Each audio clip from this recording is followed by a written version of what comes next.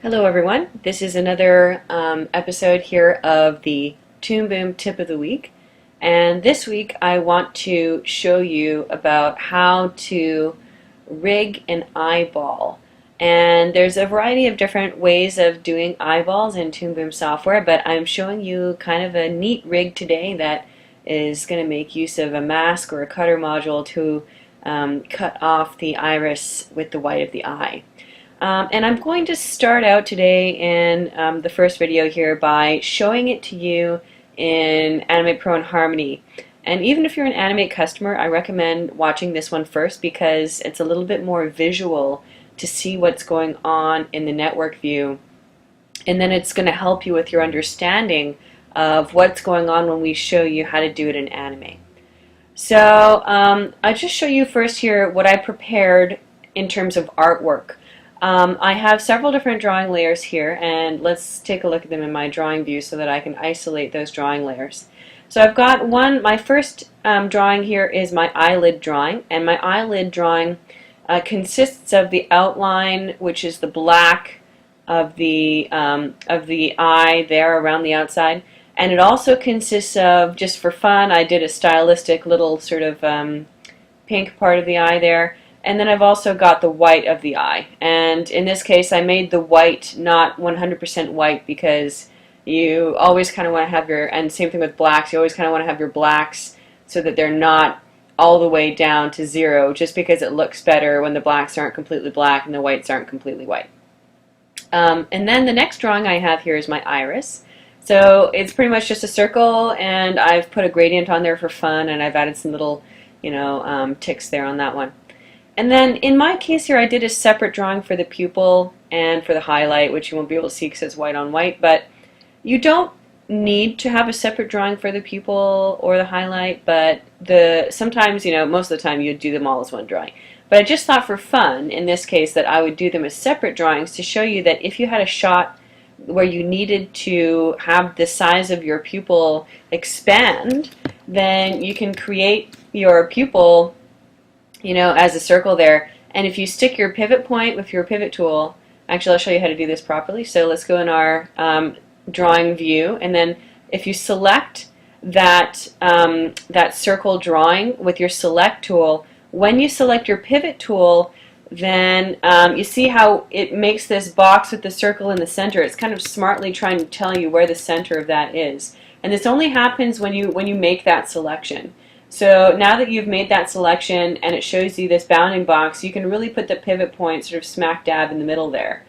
And then when we go back to our camera view and we animate this, you can see how, since the pivot point is in the center, when you hold down Shift and use your transform tool, you could make the pupil get larger or get smaller.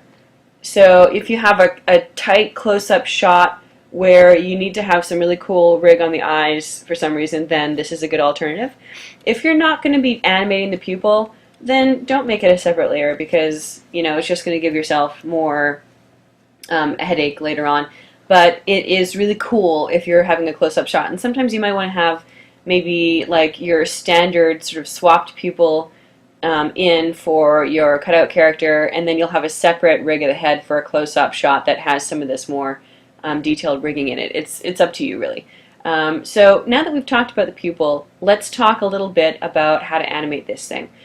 Because right now these are all separate elements, and first of all, I want to make sure that I have a peg layer that I can use to make these three elements in the center move together. So I'll just add a peg layer on my pupil there, and since we're working in Animate Pro or Harmony, we can use our network view to organize things.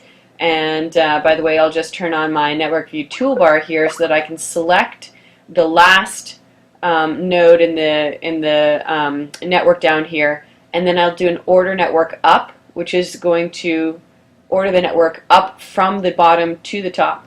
And then now I can see this here. And for those of you who are using Animate and who aren't familiar with the network view, I'll just explain briefly that each one of these layers in your timeline is represented by a module in your network. So I can connect my pupil to my iris, I can connect it to the highlight, And now when I select that peg, I can animate all three of those elements together. But now you'll notice when you're animating that, you'll see that you're animating your pupil off the edge of your eye, and you see the iris off the edge of the eye, and that's not terribly useful because we would prefer if this can cut off automatically when it reaches the edge of the white. That's going to serve us better in the animation phase because we won't have to go back and make any adjustments on those eyes. Okay, so if we want to do that now, this is where we're going to start using some effects to achieve this. And this is when it becomes really useful to have this built-in compositing in your animation program, because it allows you to use effects on your character rigs to achieve certain looks. So let's say in this case, if we want to to cut off the iris with the edge of the eye, first we need to isolate the white of the eye, because on my drawing layer I have, for my eyelid, I have the white of the eye, and I have the black, and I have the little pink bits there. So first I need to isolate the white of the layer. And when I'm doing that now, I will just go into my module library, which is where I can find my effects. And I can add my color override effect in here, which is going to then give me the ability to isolate that drawing. So if I just hold down the Alt key while I'm dragging this, it's going to snap that in there, and now I have the color override module connected to this. So the reason I wanted to show the Animate Pro and Harmony Way first is because you can see when you're looking at this in your network view, it's very visual about what's happening. You can see the connections, you can see that now I'm taking my eyelid and I'm plugging my eyelid into my color override. When you do this in Animate and you're working in a layer-based system, you can still do it, but it's just that it's a little bit more difficult to see visually what's going on, and I'll show you that one after.